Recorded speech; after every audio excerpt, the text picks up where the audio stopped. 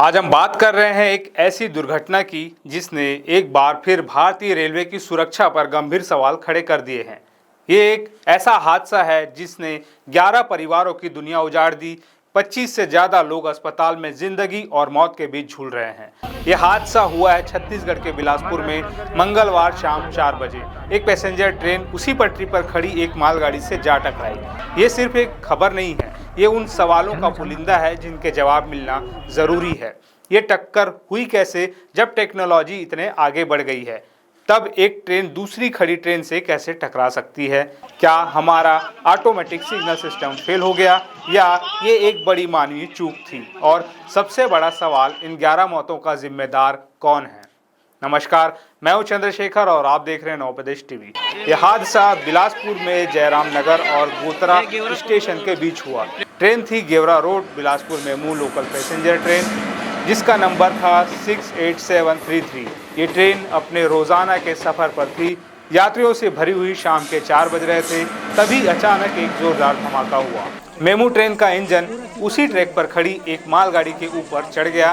टक्कर इतनी भीषण थी कि जिसने भी इसे देखा वो सहम गया। इस टक्कर का पहला शिकार हुए खुद वो लोग जो इस ट्रेन को चला रहे थे। लोको पायलट विद्याधर, उनकी मौके पर ही मौत हो गई। वो इंजन में इतनी बुरी तरह फंस गए थे कि उनके शव को निकालने के लिए कटर का इस्तेमाल करना पड़ा। लेकिन इसी इंजन में एक और लोको पायलट मौजूद थी, एक महिला लोको पायलट रश्मि राज। रश्मि राज ने हादसे को भांप लिया था। उन्होंने अपनी जान बचाने के लिए दुर्घटना से ठीक पहले चलती ट्रेन से छलांग लगा दी। उनकी जान बच गई, लेकिन वो गंभीर रूप से घायल है। उन्हें और 25 से ज्यादा अन्य घायलों को बिलासपुर के रेलवे अस्पताल, सिम्स और जिला अस्पताल में भर्ती कराया गया है। अधिकारियों का कहना है कि रश्मि राज अभी बात करने की हालत में नहीं है, लेकिन सब जानते हैं कि इस हादसे की सबसे अहम गवाह वही है। उनके होश में आने और बयान देने के बाद ही पता चलेगा कि उस वक्त ट्रेन के कॉकपिट में आखिर क्या हुआ था। क्या उन्हें कोई सिग्नल मिला था? क्या उन्होंने ब्रेक लगाने की कोशिश की थी? अब बात करते हैं मुआवजे की। सरकारें हमेशा की तरह हरकत में आई। रेलवे ने मृतकों के परिवार वालों को 10-10 लाख रुपए और राज्य सरकार ने 5-5 लाख रुपए की आर्थिक सहायता की घोषणा की है।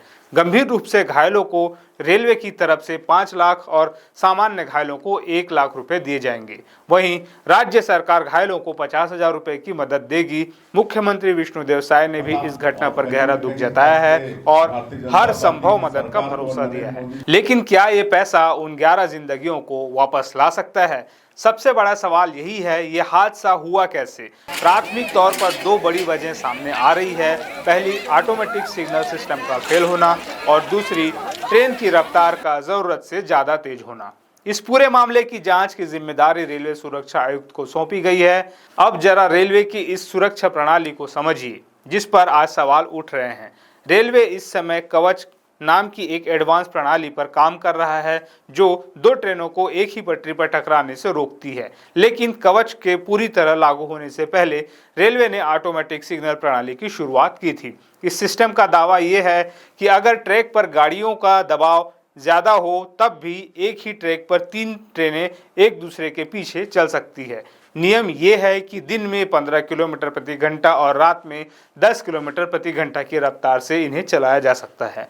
लेकिन बिलासपुर हादसे में आशंका यही जताई जा रही है कि लोको पायलट ट्रेन को इस तय गति से कहीं ज्यादा तेज चला रहे थे। ये भी हो सकता है कि उन्होंने सिग्नल की अनदेखी की हो। जब उन्हें सामने खड़ी मालगाड़ी दिखाई दी, तब तक शायद बहुत देर हो चुकी थी और वो तेज रफ्तार ट्रेन को नियंत्रित नहीं कर पाए।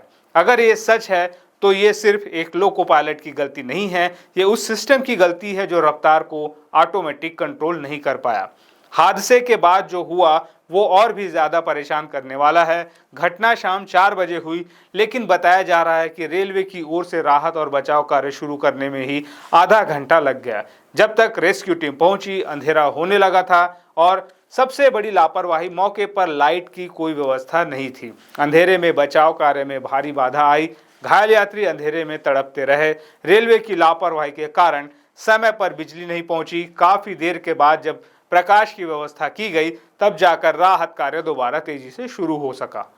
इतना ही नहीं, घायलों को ले जाने के लिए जो रिलीफ ट्रेन भेजी गई वो भी मौके पर देर से पहुंची।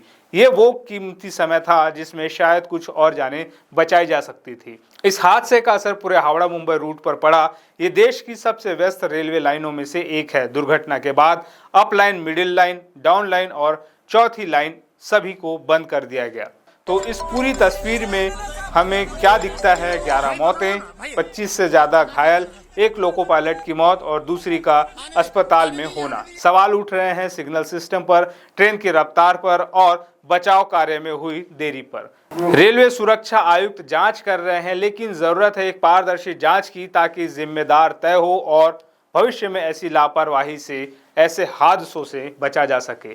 इस दर्दनाक घटना पर आपकी क्या राय है? आपको क्या लगता है हमारे रेलवे सिस्टम में सबसे बड़ा सुधार कहां होना चाहिए? क्या कवच जैसी तकनीक को लागू करने में हो रही देरी इन हादसों की वजह है? अपनी राय हमें कमेंट्स में ज़रूर बताएं और ऐसी ही ज़रूरी खबरों और विश्लेषण के लिए हमारे चैनल को सब्सक्राइब करना न भूलें।